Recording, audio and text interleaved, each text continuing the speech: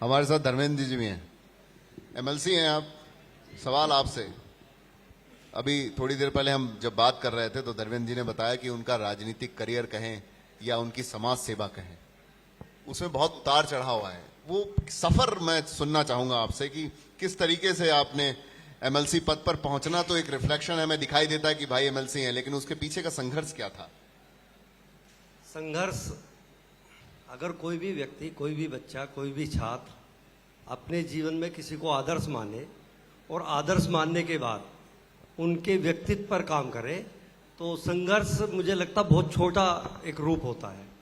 तो मैंने अपने जीवन में अपने फादर को एक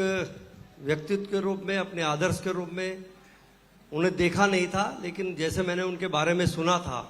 क्योंकि मैं तो 1 साल का था जब उनका डेथ हो गई थी, तो मैंने तो केवल सुना था उनके बारे में, समाज से, अपने पूरे गांव से, पूरे एरिया से, कि उनके संस्कार क्या थे, उनका काम करने का तरीका क्या था। तो उन्हीं संस्कारों को लेकर के मैंने अपने जीवन में यही सोचा था कि एक समाज के प्रति, देश के प्रति और ऐसी कुछ सेवा की जाए जिसमें कि एक अलग नाम, अलग इतिहास बने, और उसका सबसे अच्छा माध्यम होता है शिक्षा। तो सबसे पहले मैंने शिक्षा के क्षेत्र में ही काम करने का प्रयास किया, और सन 1992 से मैंने ट्यूशन पढ़ा करके अपने जीवन की कैरियर की शुरुआत की, और उस धीरे धीरे बढ़ते फिर कॉलेजेस बनाए, फिर धीरे धीरे फिर अपना मेडिकल कॉलेज बनाए, फिर यूनिवर्सिटी बनी। तो एक पार्ट है लाइफ का, उसको संघर्ष माने या किसी का संस्कार माने या किसी के आदर्शों को अपने अंदर ले जाकर, जहन में लेकर काम करना माने, तो और सच्चे मन से किया हुआ काम और सच्चे दिल से किया हुआ काम और सच्ची ईमानदारी से किया हुआ काम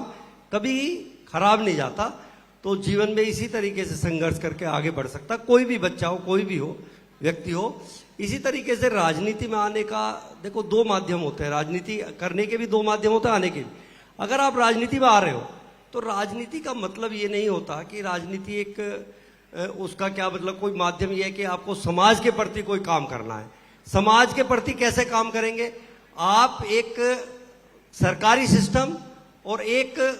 जो समाज के जो पीड़ित लोग हैं उनके बीच का एक माध्यम है, और उस माध्यम के द्वारा आप उन लोगों को एक सही दिशा में और उनके सही दिशा में काम कराने का प्रयास करेंगे, तो आप एक समाज के सच्चे सार्थक सिपाही बनकर के काम करेंगे। और